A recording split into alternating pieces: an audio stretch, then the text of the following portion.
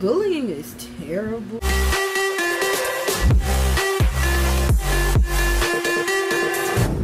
Hi, my name is Ariana, and for today's video, I'm going to be reacting to I Survived Extreme Bullying by Storybooth. Let's get started. These are true stories that I'm reacting to. I know this. And I have this on my head because I took my hair down and it needs to be washed, and I just woke up. So I woke up an hour ago, but still, here's the video.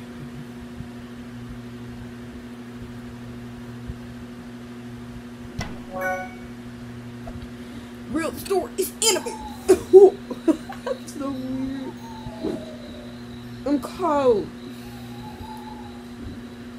I want to be an influencer. When I was 11 years old, I was severely bullied.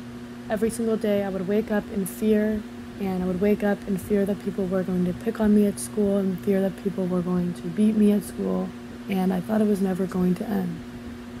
When I was 12 years old, this is when it got real. I had to file restraining orders on people.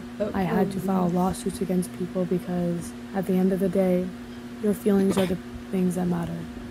It eventually escalated to the highest extent to where I would trap myself in my room 12 hours a day, not eat, not drink, not talk to any of my family members, and just sit in my own sorrow feeling. This eventually escalated to the point where I was self-harming. I was not taking care of myself. I was very self-conscious. I didn't want anyone to see me. I didn't want anyone to talk to me or even look at me. I was very, very, very intimidated by everyone. I locked myself in my room and started making YouTube videos. I made my first video, then my second, then my third, then my fourth, and soon enough I started gaining a following on YouTube because people knew the way I talked, people knew the way I acted, and it was an escape for me. When people found out that I was only 14, this is when hit the fan. It was crazy, not from boys but from young girls my age. I realized I had a voice, a point of view, and I could also earn a living about posting my videos, which was the most insane thing because when I first started YouTube, I didn't even know you could make a dime. My parents found out when we were in a supermarket and one of my followers recognized me. This is when the cat was out of the bag. I had to tell my parents what I was doing and that people were following me and people looked up to me. They took it literally and thought people were actually following me, LOL. Now I've come to the realization that I can do much more than earn a good living with my social media accounts, but I can tell my story so other young girls and boys and LGBT friends know they too have a voice and people will listen and people are not victims. We are strong, powerful souls that can handle a lot. I don't have any answers or solutions that will stop bullying, but I do know that for all of us that have been bullied, we must use our experience and our voice to help others.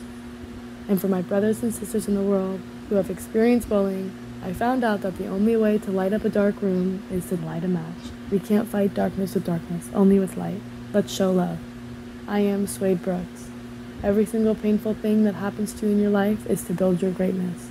Before I go, I wanted to give you some statistics on bullying and suicide, which are very alarming, and I thought they would be good to just kind of add in here. Suicide is the third leading cause of death among young people, resulting in about 4,400 deaths per year.